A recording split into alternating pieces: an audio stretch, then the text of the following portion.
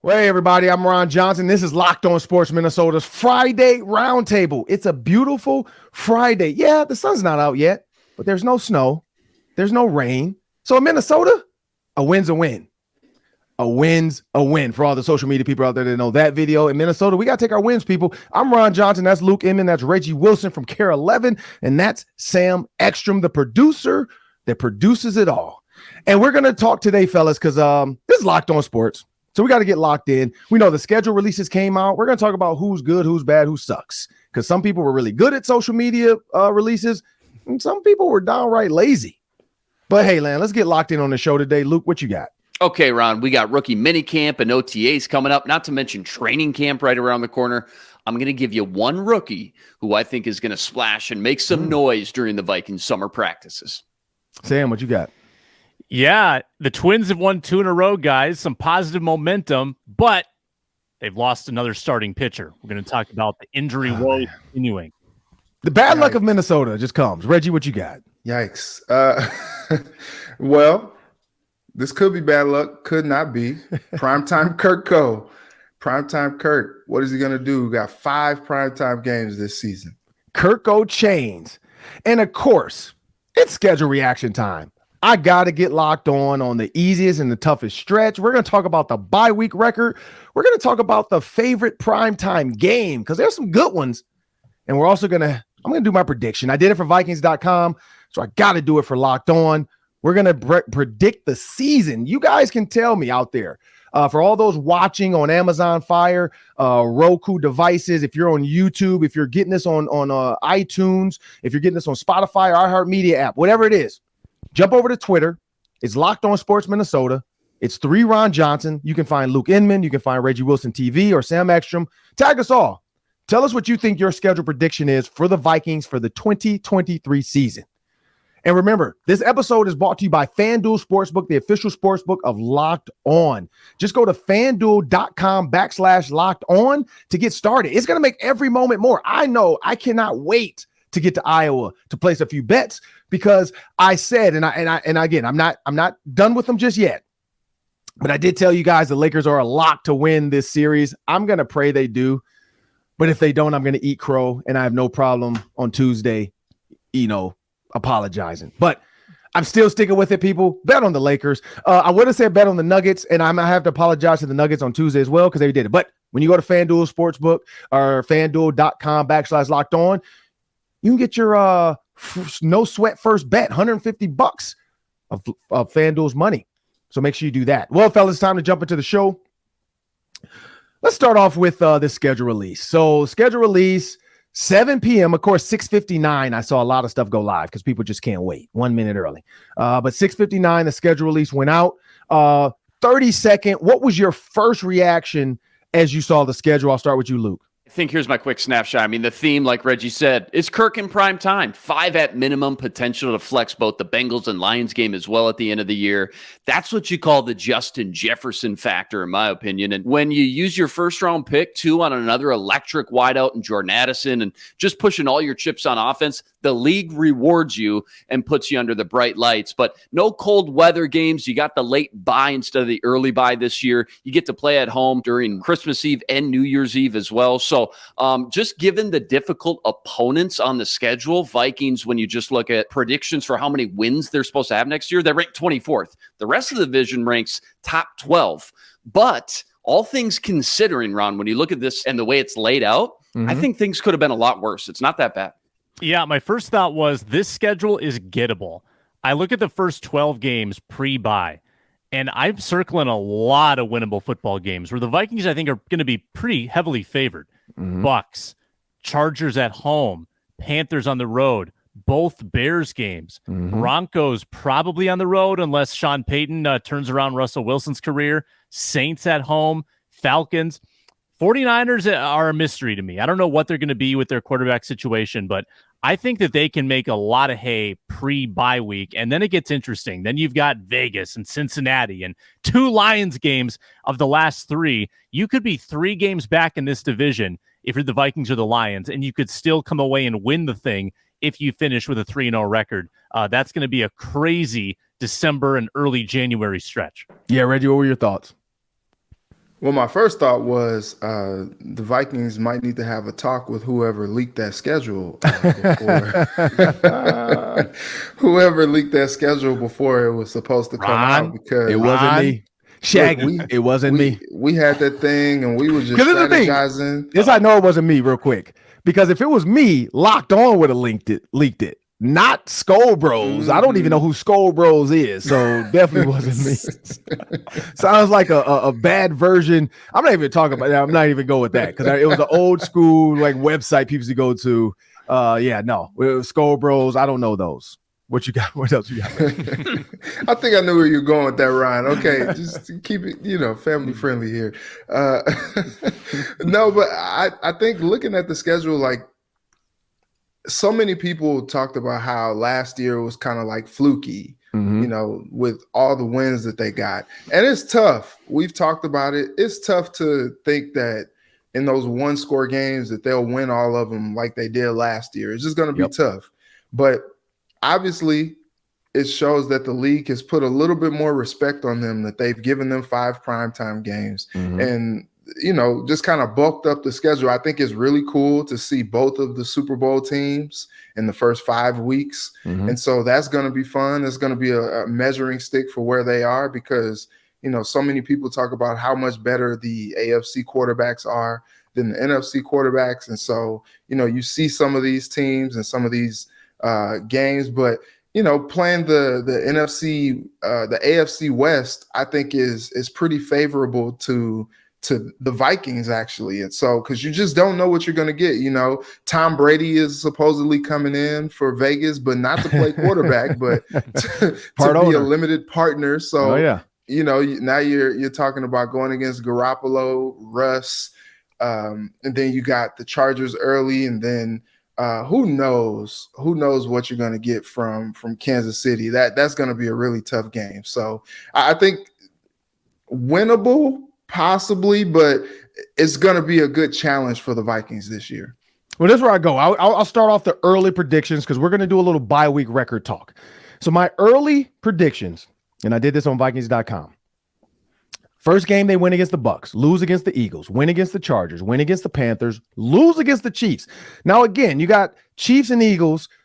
I mean, come on now. We're just going off who they are. They haven't played Patrick Mahomes. Last time they played the Chiefs, they faced, I don't even remember who the quarterback was, Chase Daniel, I think. They're going to beat the Bears. They're going to lose to the 49ers. Again, I don't care who's quarterback. I think at that point, though, by week 7, you're going to have Brock Purdy back. Or week 6, I think that is. Brock Purdy's going to be back. The reason I say that is because and he might not be, but he should be back. But the reason I say they still lose, because they almost won and made it to the Super Bowl with their 4th string quarterback. Like, that offense is just so high power, and it does things that you're like, how did you do that? So they lose to the 49ers. I think they're going to beat the Packers. I do. Early on in Green Bay, Jordan Love, it's a lot of pressure. I think they beat the Packers. That one could be a toss-up, though. Who knows how the Packers defense is going to be? They beat the Falcons. They're going to lose to the Saints. Now, this is the one where a lot of people don't agree with me, because I've seen that on Twitter already. I have them losing to the Saints only because everybody's coming back. Alvin Kamara, maybe. I mean, we know he has his court off the field stuff. You got Michael Thomas, who mentally was his issue. Seems like he's willing to come back now. They have their quarterback. He's going to come in and do Saints type things. And Dennis Allen is going to get that defense going anyway. We already know that. So I just feel like that could be a loss. But that could be a win, but I'm going to go with loss. I think they can beat the Broncos, because Sean Payton, I don't care what you think you can do, but Russell Wilson, he needs a lot of support. And maybe Sean Payton's the guy, the QB whisperer, but I don't think the Broncos overall are a good team. But I am looking forward to Patrick Surtain versus Justin Jefferson. You got the best corner, one of the best young corners in the NFL, and the best wide receiver in the NFL. Like, that's going to be fun. But we know Justin Jefferson, Jamar Chase, blah, blah. Don't at me, people. I know that. I just feel like Justin Jefferson's better. And then the Bears. And I think they beat the Bears. And so you stop there. You got a bye week. And then a lot of people were joking too, like, man, if you got a bye week before you go to Vegas, do you just go to Vegas early? I'm like, yeah, you should. We should go spend a whole week in Vegas. So right now, coming out the bye, I have them 8-4. Thoughts on that? I went 7-5, and that's with starting 3-5, but winning those last 4. I got them beating the Saints, Falcons, Broncos, and Bears at home on primetime heading into the bye. But starting 3-5, I mean, it's tough, man. Eagles, primetime, and that's with beating the Chargers at home. Justin Herbert, that's no gimme. But you beat the Bucks, you beat the Chargers, you beat the Panthers. Outside of that, though, at Soldier, never a gimme. I'm with you, San Fran. Probably doesn't matter who's quarterback, Brock Purdy or Sam Darnold. And then at Lambeau, these division games on the road always just prove to be so difficult. But I got them 7-5, not too far off from where you got, Ron. Who do you have them losing to? You have them losing to the Packers or the Bears? Eagles, Chiefs, at Soldier, week 6. Oh, so I'm losing to the Bears in Chicago. I got them losing 4 in a row between the Chiefs, at Soldier, San Fran on primetime, and then at Lambeau. I got them starting out losing. Wow. You got them losing to the Packers and the that's Luke _Spinman. That's right. Luke _Spinman.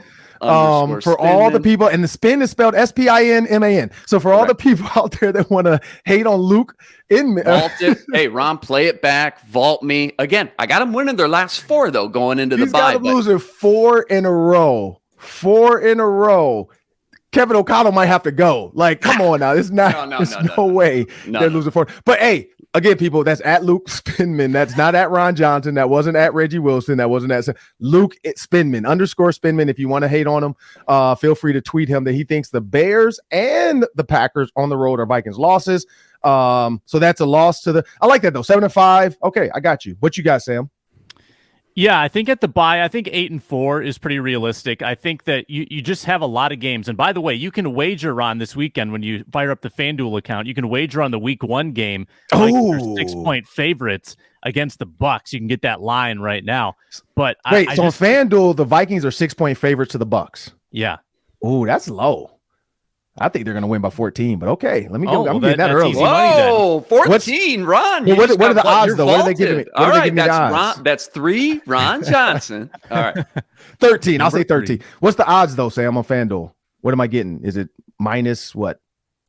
Minus 110. 110? Now, okay, that's not bad. If you go to win, it's minus 255 with the money line. Got it. Just okay. Straight up winning. That's not bad. Minus 110 with the points. I'm gonna take that. Because if I bet, I think if you bet 100, how's that work? You bet 100, you win 10, or how does that work? You bet 110 to win 100. 110 to win 100. Yep, there you go. Right. All right. Mm-hmm. Yep. Yeah, bet 100, you win like $90.91. I think. Correct. The magic number. I like that. Okay. Yeah, so that's an option. And I'm gonna put all my no sweat first bets because I haven't taken one yet. So I got 150 in no sweat first bets. So yeah, I will be putting that 150 plus my 110. That's 260 on the Vikings to win, and then I should get 200 and whatever, $50. Hey, and then we're going out to eat somewhere. I don't know, fellas. We're gonna have a good drink somewhere. All right, wait, what else you got, Sam? Sorry. You're good. You're good. I think that these road games against maybe inferior teams, these are the ones that sometimes scare me a little bit. Like, yes, you should beat Carolina, you should beat Atlanta. You should beat Denver and Chicago. But weird things happen in the NFL. When you go on the road, Vikings are not a great grass team. I worry, like Luke, I worry about Soldier Field sometimes. If they take care of business in these road games, maybe they can run the ball a little more effectively this year. I think that's what's going to separate them from being like 500 at the bye to being an 8-4 team at the bye. If they can just take care of these teams that they are definitely more talented than. True. I like that. What you got, Reggie? It's tough to say like teams that they're more talented than because there's so many question marks on that defense. And True. For that reason, I think by the bye week they'll be 6-6. Whoa!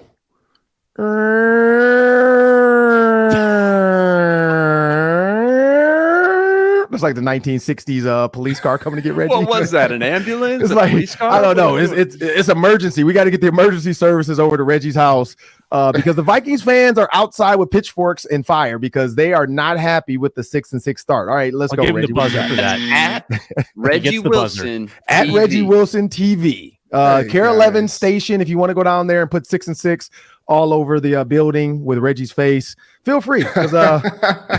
Open invitation. You know what's funny though? And then when Reggie gets exonerated because they go 6-6, and we're all like, "Oh man, here we go," and everybody's mad about the Vikings. But yeah, Reggie, explain that. Explain your 6-6. So look, I think that not that they'll take a step back, if you will, but it's just going to be tough. Like, I think like I said, with the defense, they're pretty much banking on a lot of unproven commodities and also just banking on the fact that Brian Flores being a different voice and being an elite defensive mind, that he's going to do, wonders for that unit, and also that the offense is going to be near unstoppable. So if you get into a situation where you're like a shootout, like maybe against the Chiefs or something like that, Mahomes is leading the Chiefs down for a score, and then Kirk is leading the Vikings down for a score because maybe you can't really stop the offensive production. And so I think it's just going to be tough. Like you look at the schedule, win at the Bucks, lose to the Eagles. I can see them losing to the Chargers, beating the Panthers, losing to the Chiefs. I think they'll win one of the two against the Bears. They'll lose to the Niners. I think they could get the Packers, beat the Falcons, and then the Saints, Broncos, Bears. Those are toss-ups. I think Sean Payton makes the difference in Denver. True. So. Yeah, 6-6, man. 6-6. Well, he's going to skull chant in the Mile High. I'm pretty sure it's going to be a high skull. I don't know, a high chant. I don't know what you want to call it out there. But yeah, no, I mean, again, with this schedule, we don't know what we're going to get out of a lot of these teams because I got flamed on Twitter because of Peter Bukowski. And I just tweeted that the NFL threw Jordan Love to the wolves by giving them the Bears at home for the first game. And of course, people bring it up all these. And I love the people in defense of me, though. Again, somebody was like, man, this is impressive that you got. It's like it's already at like 200,000 views. And it's more quote tweets than retweets because everybody wants to like try to dunk on me like they're Shannon Sharp. So it's more quote tweets than retweets. But I basically just said the Bears defense is taking some lumps. Yeah, it's at 189K right now. 22 quotes, 23 likes. So I have more quote tweets than likes, with a ton of comments, 5 bookmarks. Cause of course people want to come back to this after the first game. I know those petty people. I'm learning the lingo of Twitter. You bookmark something you want to come back to and hate on later. So I'm ready for it. I'm prepared for week 1. And I hope Jordan Love has a horrible game. I do. I hope he has a horrible first game. I do. But I do understand the whole thought process with the scheduling. You don't know. Like the Bears only have 3 defensive linemen from last season they bought back. They revamped. Their DJ Moore thing now at receiver. Like they revamped. So you just don't know. The Bears might end up being really good. I technically was just going off the Bears, in my opinion, not being able to stop Justin Jefferson and Kirk Cousins and Dalvin Cook with that defense. And I think their offense fits into what the Vikings want to do. Like the Eagles offense can throw. I don't know if the Bears offense, like you're going to have to make me a believer, Justin Fields, because I listened to a lot of Phil Simms on with Florio, and he talks about Justin Fields' arm pocket. Like he has a weird arm, like location where he releases the ball from. And so yeah, I do see that, Reggie, though. I could see them split with the Bears. I just figure like this is the year they beat the Bears and beat the Packers twice. That's the only kind of reason I was going, and then we'll talk about where I think the Lions will fall in this at the end. The Minnesota Vikings just released another video, by the way, so we're going to talk about that really quick. Like everybody's predictions. Remember, people, again, iTunes, iHeartMedia, Spotify, wherever you get your podcasts, make sure you hit that subscribe button. Vikings just released another cute video. Kids are the best is what they're calling their tweet. It's all the Vikings kids. So players, kids, workers, kids doing the schedule release. Very cute. Very adorable. It's 12,000 views already, and they just launched it an hour ago. But very cute, very cute. 50,000 views already. So check it out, people. There's all kinds of cool ways. Speaking of that, there were some wins and losses of the schedule release. I know each of you talked about it. Luke, who won for you? The schedule. Chargers social media team, Ron, continues to set the bar on another level. They were phenomenal, but the Tennessee Titans one is just slapstick funny. It's outstanding. If you haven't seen it, I won't ruin it or spoil it or tease it at all. Just go pull it up. Maybe the best 3 minutes you'll watch today on Twitter. It's phenomenal. Sam, who'd you have winning? Yeah, I mean, this is like movies for me. I haven't seen any of them. Oh, come I haven't consumed any of them. Not even on accident, just scrolling through. You didn't stumble into one? Nope, I've been offline. Sam's reading Red Pajama, Llama. So it can't get better than Ron Johnson's cameo in the Vikings video. That's the peak Twitter movies for me. Mm-hmm. Reggie, would you see any wins or losses? Yeah, I think the Chargers, they won, man. When they put the banners up with the Vikings. Yeah. And then the whole thing with the Raiders was ridiculous. Like the QR code, and then you scan Oh yeah, the QR I heard about code. that. Yeah, so you scan the QR code, and then one is like click for Chargers, and then the other is click for Raiders. And when you click for Raiders, it takes you to Google, and it says how to get a job. And so, yeah, you gotta click. Are you a Raiders fan or a Chargers fan? If you click I'm a Raiders fan. It brings you to Google, just like Reggie said. How to get a job. How to get a job. Yeah. It's the only other thing that was crazy, and I'm sorry for this, Ron. I'm sorry. The Detroit Lions, it put the gambling hotline on the screen for them. Yeah. Yeah. They killed it, man. They killed it. But yeah, close second, the Titans. But it's funny, the Titans video that Luke is referencing, it wasn't even their first video. It was their second one. You're right. Yeah. The first one they were, on Lord Jesus. What is it? No, Memphis is Beale Street. What's their main was it Broadway or whatever it was? Their main drag. That was where their first video was. But then they came out with the second one that probably even overstepped the first one. The Broncos, if you're a fan of the TV show The Office, which Sam, I know you are, they brought in Peyton Manning and he plays Michael Scott, and they throw a schedule release party. They have Angela do a cameo. She's in there writing notes. It's a really good one as well. Not better than the Titans, in my opinion, or the Chargers, but top three. Luke, what is it? All you guys, what do you think about this whole Peyton Manning Broncos thing? Like, I feel like he makes more appearances. I don't know what's going on with them than he ever a coach. Is he just bored or what? What's going on? The Colts continue, the Broncos continue to use him because he joked about this. This was a trilogy. This is the third time they've used Peyton Manning. Here's what I'll say about the NFC North. I didn't see the Packers, not on purpose, like I just haven't had a chance to, but the Lions, theirs was cool. They did a video game, so it was like Madden, basically. It says let's grab the sticks, and it's the two coaches playing different every week. They're playing a new opponent. When they're playing the LA Chargers, though, it says controller's been disconnected. So that's funny, because they're saying I don't know, they're saying the Chargers are gonna get unplugged. I don't know, it's funny though, it's just funny. And so they do the whole deal. The Bears actually was kind of cool. They went to a deli, and I saw that social media gal Annie Ager. She's in it because she orders a meal. I haven't seen the whole thing. I just saw clips of it. She orders a whole meal for a Lions hot dog. Like, she just wants a hot dog with ketchup. And they're like, get out of here. Next, and so they're basically they want you to order Chicago style, chili, cheese, all the crap on it, French fries. And she just wanted a dog with ketchup, which I don't think Detroit's that plain, but who knows? Spice Adams is in that one too, you said, Reggie? Yeah, Spice was in it. Oh, is he? I haven't watched the whole thing. Because I figured he would be, because I know Lauren screened in his cohort. She's been on the Ron Johnson show. She was in it as well. And so it's some cool ones out there. So the NFC North came fighting. The Vikings did a good job with theirs, with the drone and all that stuff. And Randall, John Randall. You got all the players in the weight room. CJ Ham boxing. By the way, they had a guy from EA Gaming, he's one of the pro gamers that does the drone flying. So we got to meet him.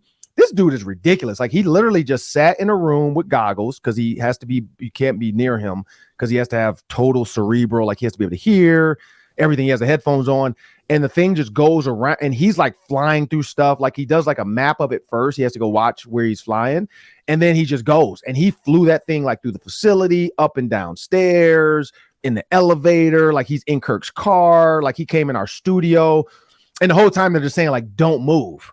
Because they're he's not going to hit you, but you don't want to get in the way, because he's not expecting you to be there. So everybody had to kind of stay on their marks.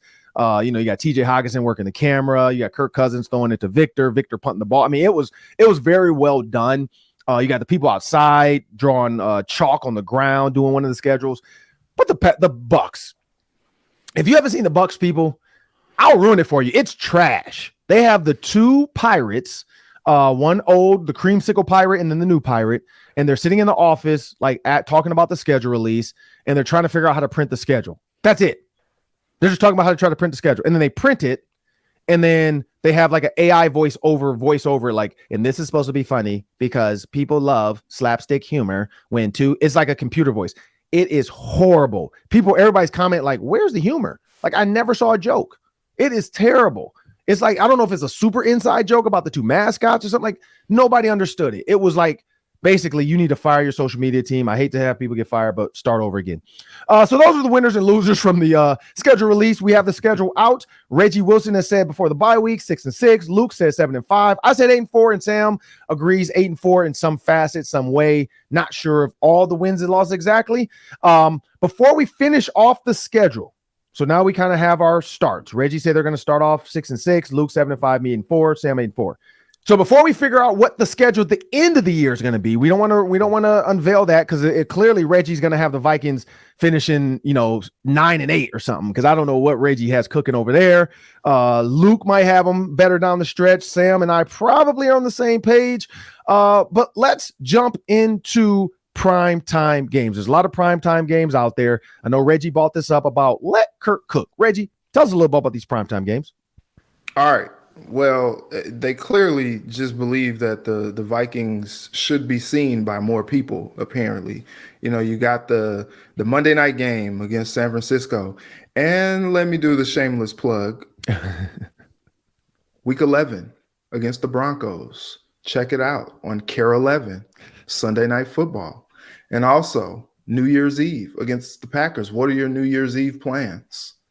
Doesn't matter. You're watching football in Minnesota. I'll be doing the fan line, popping champagne on air. There you go. There you go. And so we'll have that. But it's funny. We were talking about it at the station last night. That one against the Packers, it just depends. Like if the Packers are terrible, Jordan Love doesn't have a great year. We all remember what Aaron Rodgers looked like in his first year. So, if the Packers don't end up having a good season, that game could possibly get flexed out and people can enjoy their New Year's Day or their New Year's we all Eve. Got to work. Yeah, they can enjoy that earlier. So it could happen. But I think what's the most interesting last year, so many people were just like ripping on Kirk after that Monday Night Football game against the Eagles. Well, same thing, year 2, week 2 again against the Eagles, but now it's on Thursday night. I think that's a really tough part for them 4 days after the opener, having to get ready again to play the defending NFC champions in Philly. Is going to be crazy. So you just hope, like I mentioned this on Care 11 last night, Kirk Cousins says he's much more comfortable in the offense this year as opposed to last year. Last year, calling plays, he couldn't even figure out like how to finish the call of the play. And he couldn't like visually see it in his mind. And now, second year under the same play caller, hasn't happened much in his career, I don't think at all. And so he's a little bit more comfortable. He should be a little bit more in command of this offense. They got him more weapons. So I think Kirk Cousins 11-18 in his career primetime games. He was 1-1 last year. So I think this is going to be the test for him in a contract year. Can he show improve? And I think the Vikings' success is going to depend on how well he does in these primetime games. Well, there's going to be possibly 4 primetime games down the stretch. The Raiders, in my opinion, 3:05 to me, that's primetime just because it's only one of 2 games on. I'm going to say Cincinnati Bengals is probably going to go flex to primetime. I'm guessing the Lions probably will get flexed to primetime at the end of the year. And then, of course, you got the Green Bay Packers on NBC, 7:20. You got Phil Simms, Tony Dungy, Florio, Drew Brees. Who knows? Who knows who's going to be here for that? But should be a good one. When we're talking about the final stretch, so now we talk about those 5 games on the final stretch. I'm going to say 3-2 down the final stretch. I have them finishing 11-6. I got them beating the Raiders, losing to the Bengals, beating the Lions, beating the Packers, losing to the Lions. I go with you, Luke. Where do you have them finishing? I got them 3-2 as well. Beating the Raiders, losing to the Bengals, beating the Lions and Packers at home, losing to Detroit their last week there. So I'm with you. I got 10-7 altogether. Yeah. Sam, yeah, what you got? Yeah, hard not to go with a 3-2. I think they probably split those Detroit games, but you never know, right? Like if Detroit is down in their luck this year, maybe injuries get them. Maybe they're just not quite as good as we think. Maybe they bet some more. Who knows? Maybe the whole team gets suspended. It could be two very manageable games for the Vikings. You just don't know how that's going to shape out. It could be very dramatic, though. It could be very dramatic. I worry about the Bengals game going to face Burrow when he's probably, peaking in his season. That, to me, is the toughest game on the entire schedule. Yep. But, over the Eagles, or you mean over that 5-game stretch? I think it might be even more challenging to go to Cincinnati in December than Philadelphia on a Thursday night. Conditions will be good. It's a Thursday night, which kind of evens the playing field a little bit with preparation. I could see the Vikings, like, weirdly stealing that game from Philly with the Super Bowl hangover. But the Bengals game is even scarier to me. I like that. 3-2. Okay, 3-2 or 4-1. So Sam is getting real. And now let's go down to Reggie, so we can just go ahead and plaster his face all over Twitter with his record. What you got to finish on the stretch? Okay, look. So I used to live in Cincinnati. I covered the Bengals. They were bad. I was there when Joe Burrow tore his ACL. Since then, the Bengals have been on and popping. I forgot about the ACL. And so that is going to be a very, very tough game for them. And, you mentioned, I think, just because they aren't like on the road in divisional games outside, but that's going to be outside. And I'm telling you, I live in Cincinnati. The weekend of December 17th, it's going to be cold outside. It might snow as well. So like, that's going to be a tough game for them, going from the climate of Vegas the next week, the climate of a Cincinnati, and playing Joe Burrow and how dangerous that team is and has been. I mean, they almost went back to the Super Bowl again last year. And so that's going to be a very tough matchup for them. Vikings sorry, go ahead, Reggie. My fault. Yeah, that being said, I say 3-2 as well. And I got them at the 9-8 finish. 9-8. I knew it. 9-8. Can't get the double digits, huh? I knew it. All right. Reggie doesn't bleed purple. So if they're 9-8, Reggie, so I want you to even double down on this. If they're 9-8, Reggie Lorenzo Wilson. What's your middle name? Nailed it. Dante. Lorenzo. Since we're both black, I can make this joke. Have you ever watched Blackish? I don't know if you ever watched. So there's an episode on Blackish when they asked him what he was going to name his son, because he was having like his 5th son or whatever. Oh, Sam knows that episode. Which is Anthony. Yeah, of course, Sam knows that episode. Sam's never watched TV in his life. Primetime TV. Sam's never been there for that. And they were like throwing out names because it's his one son, of course, is Junior. Yeah. His daughter's is Zoe, and I forgot the twins' name. He's like, oh, we're going to name him Devontae. And the white dude was like, oh, you're just going straight to first round draft pick then. I was like, oh my God. I love it. So Reggie Dante, right? Dante? Yeah. Okay, Reggie Dante Wilson. Go ahead, Reggie. Tell us what's your prediction? Oh no, sorry, 9-8. You already gave it to us. Never mind. Yeah, you wanted him to double down. I want him to double down. Sorry, the double down. Who's gonna win the NFC North? If they're 9-8. The NFC North, I think that it was funny enough, and just go with me here. I think the Vikings win the NFC North at 9-8. At 9-8? Yeah, I don't believe in the Lions at all. I'm sorry. I got to do the math. The math ain't math. Yeah, I like that. Cash it. I'm rich. The Dave Chappelle. That's probably the best ever. I'm rich. So good. Dave Chappelle. But Reggie, peak Dave Chappelle. Wait, 9-8 winning. Okay, we got to tweet that out, Sam. You have to. 9-8 winning the NFC. I don't know if that's mathematically possible. Like we'd have to go through schedule. I'm gonna have to go through the schedule. Like I'm going to Iowa. I got a road trip. Maybe my wife will be gracious enough. Well, she won't. It's Mother's Day weekend, so I'm gonna have to drive. But yeah, I'm gonna have to find some time. It's Mother's Day weekend. I totally forgot. You know what's funny? I don't know if everybody forgot. Happy Mother's Day weekend, all the mothers out there. Because of my daughter's softball, we both forgot. Like we totally forgot it was Mother's Day. Like my wife went to my daughter's school for a Mother's Day like event. And I'm like, what are you going there for? And she's like, oh, they did a Mother's Day presentation. I was like, when is Mother's Day? She was like, really? I was like, oh. Yikes, doghouse. I know. Yep. Even my mom, like I felt bad. I got to send my mom like a bouquet or some fruit or something, or send her some cash. something like Venmo or something. I'm like, man, I totally forgot it was Mother's Day weekend just because we've been like planning these next 2 weekends of softball. So I'm like, man, I am a horrible son. And I'm terrible. But even my kids, I'm like, I told them, like, when we go to Iowa, we're gonna have to go to Target and buy mom a gift. But I know I can win with Lululemon. All I gotta do is take my wife to Lululemon, and that's a great Mother's Day for her. So that's my goal.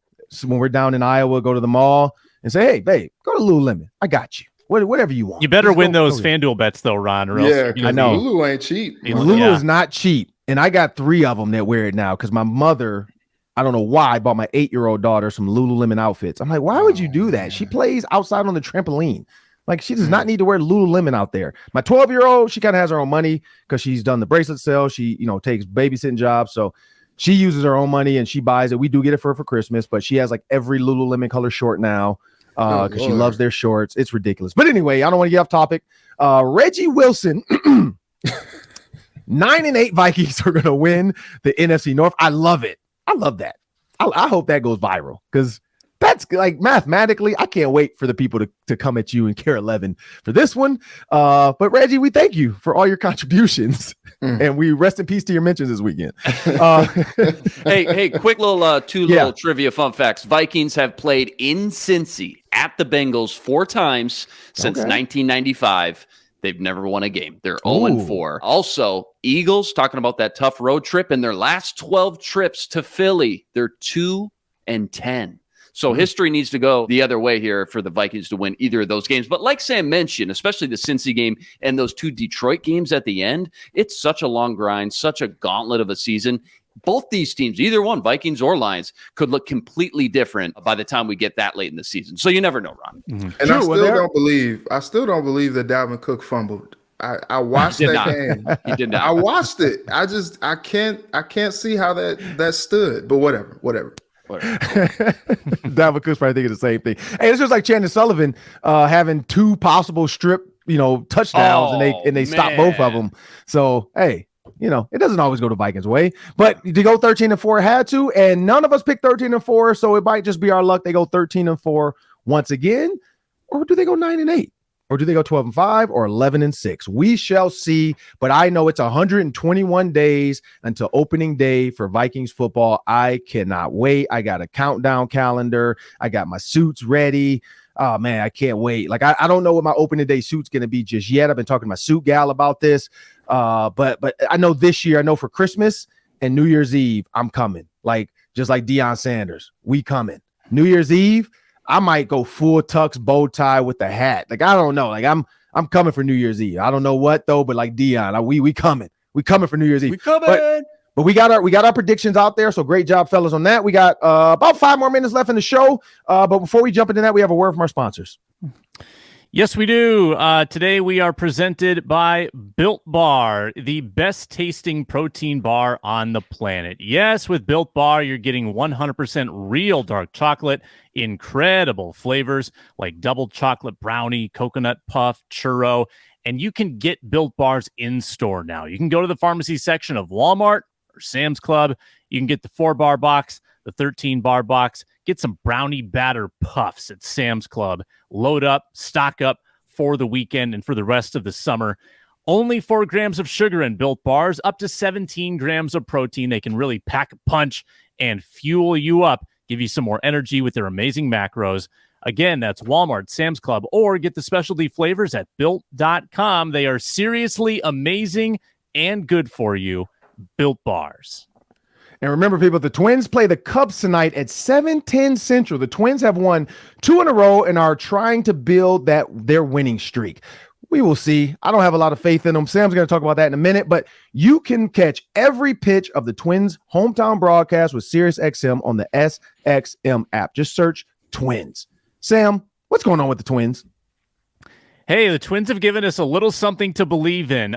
Their lead is it 2.5 or is it 3 in the Central? It's 2.5 or 3. They beat the Padres twice, and they kind of woke up the bats a little bit. I don't know. I wouldn't say that they're like fully awake. They're kind of drowsily waking up a little bit.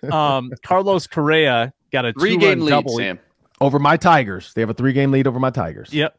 3-game lead. Carlos Correa has been getting booed. Guys, it's already happening. Guys, this is what happened with Joe Mauer. Joe Mauer signs a huge contract, and the next season he falls apart, gets injured, crowd turns on him. It's happening already with Carlos Correa getting booed, but he does come up with a big go-ahead double yesterday to give the Twins a 5-3 win.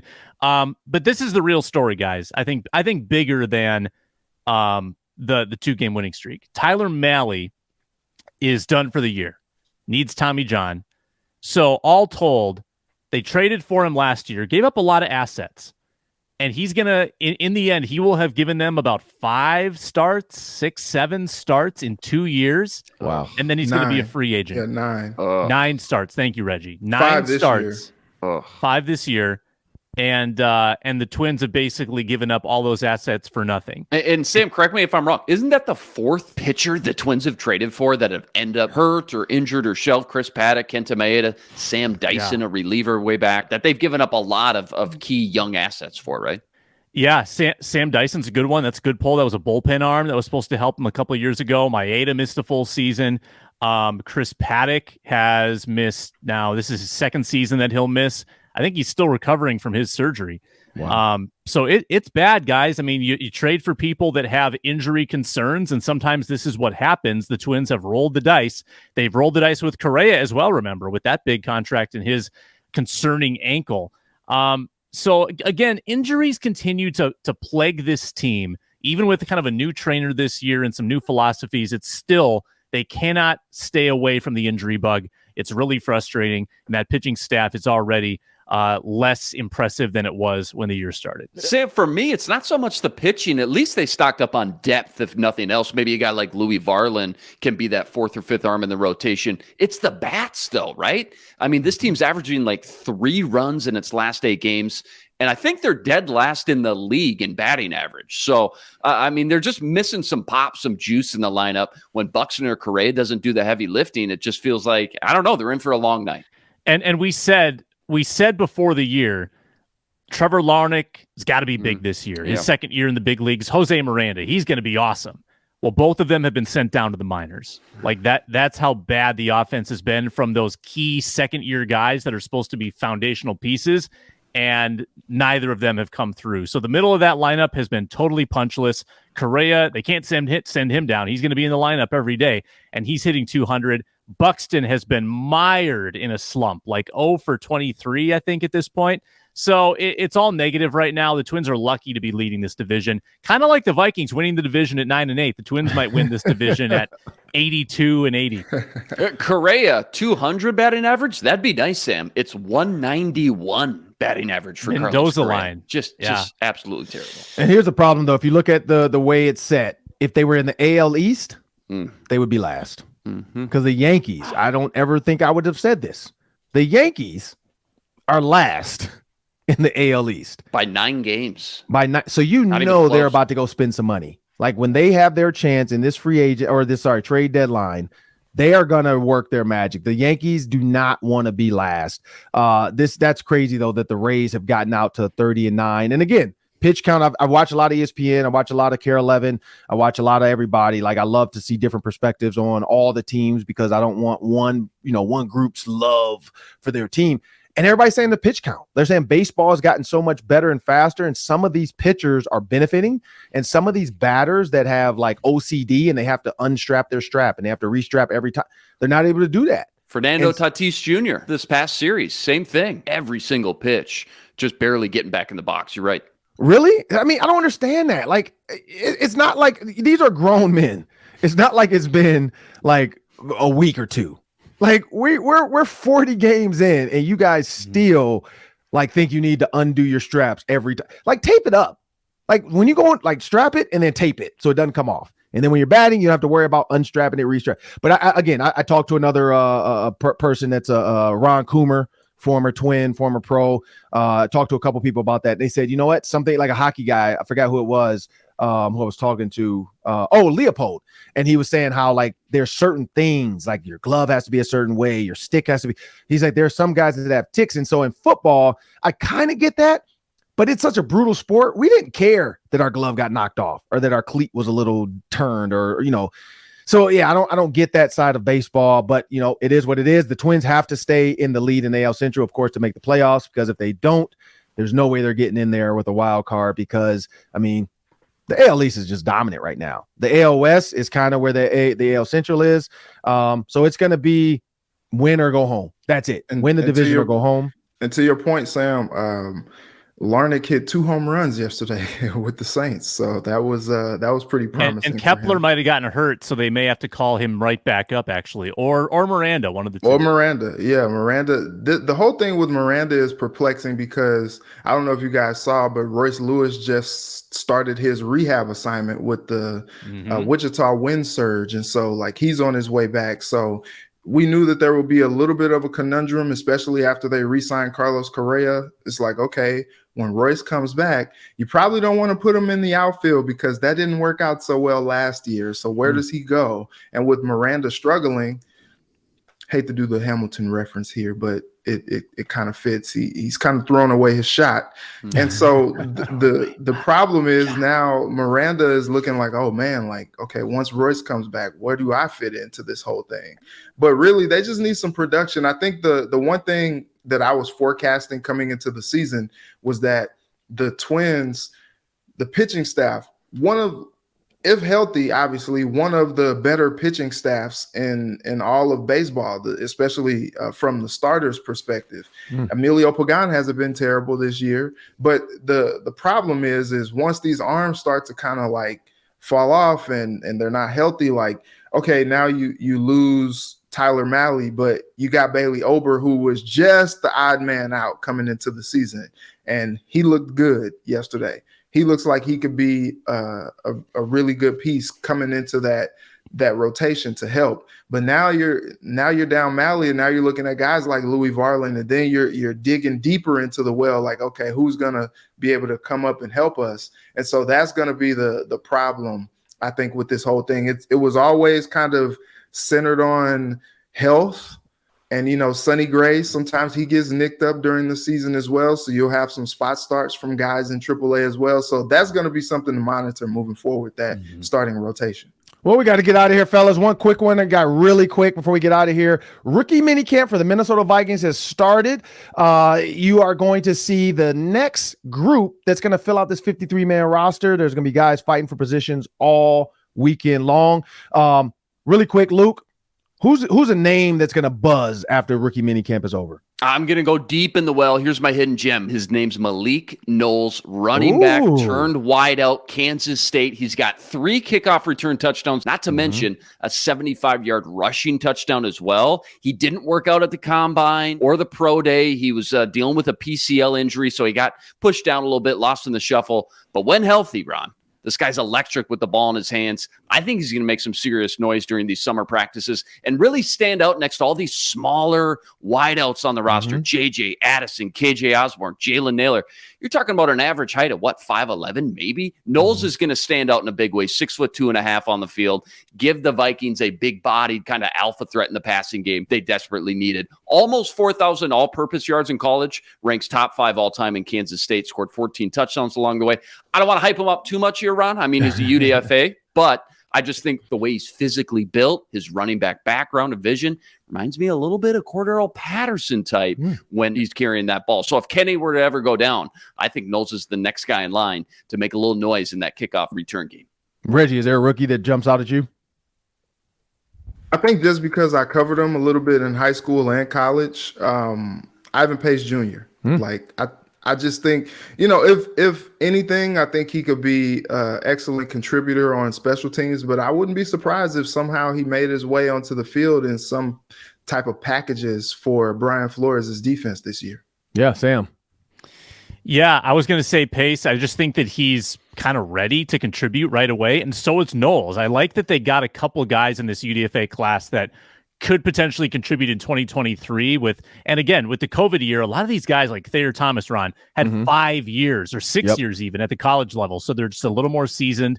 I'm going to go with Dwayne McBride. I think that we're going to be wowed by and we won't even see all of his best qualities in practice because his best quality is breaking tackles, right? And you can't do that in a practice setting. But I think we're going to walk away saying, okay, I see how KOC could use this guy. And I hope that they are able to get him comfortable in the passing game and pass protection game so that he can also contribute in 2023. Yeah, those are all great names. I think Ivan Pace Jr., after hearing more about him, talking to Gabe Henderson about him because his friend coached him in Cincinnati, looking up Zach Thomas references and looking at how he played, smaller, 5'10", type linebacker. I don't think size matters. Agree with Reggie on the special team side of it. That's the name that's going to pop. One, Eric Kendricks is gone, so a sideline to sideline guy of that caliber. And remember the name Bart Scott. He was a UDFA with me. He ended up becoming one of the best linebackers in the NFL around that era and time. Got a really big contract from the New York Jets when he left the Ravens. So this is definitely a team that feels a little Raven-ish. Like you have pieces in place, but the pieces that are missing, you can definitely use some undrafted guys to come in and really make their mark. So I think Ivan Pace is a good name. I like Thayer Thomas. I like Thayer Thomas for the fact of the punt return game right now, in my opinion, is wide open. If you can find a cheaper punt return guy that could be your fifth receiver versus a guy like Jalen Reagor, you might have to pay a lot more money. Thayer Thomas was a really good punt returner in college at NC State. And he learned a lot from Joker Phillips, who was an NFL caliber head coach, receivers coach for the Browns, and spent some time in the NFL as well as a head coach in college football as well. So Thayer Thomas is a name to watch for in the slot because he said he picked the Minnesota Vikings because they were talking about how they can use him and how they can see him in this offense versus other teams that just say, hey, we really think you can compete for this punt return job. They did bring in Brandon Powell, but again, it doesn't matter. It's wide open when it comes to punt return. You won't see much of it besides who's most comfortable back there catching them, who looks like I don't have to worry that he's ever going to muff a punt. And that's where Thayer Thomas maybe can set himself apart. Like Sam said, been in college for a while, so definitely not immature. Definitely been around for a while, so has a little bit more maturity to him.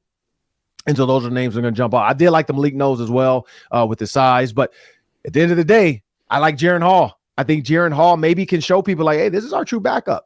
Like the things he's going to do with his feet. Now, he doesn't have pads on. He's not making people miss. But I'm interested to see how Jaren Hall makes these throws, especially Jordan Addison, Malik Knowles, Thayer Thomas. We're going to see how Jaren Hall clicks with these guys. And Luke, you're dead on. Whichever one of those young guys clicks with Jaren Hall the most early will have the best preseason game because they're going to be in the games with him late in these games because he's for sure going to be kept on this roster as QB3, maybe QB2, but QB3 going to practice squad. And so the receivers that gel with him the most are the guys that are going to get the ball in these preseason games, like an Adam Thielen. Not to throw out another UDFA, but Adam Thielen was one as well. Special teams is where he started, and now we're going to play him with the Carolina Panthers. Well, I'm Ron Johnson. That's Luke Inman. That's Sam Ekstrom. That's Reggie 9-8 Wilson from Care 11. This is Locked On Sports, Minnesota's Friday Roundtable. And remember, man, it's all about family football and fun. Enjoy the weekend. I'm going to do a little softball. I think you guys should sit out on the deck and enjoy it. Have a great one.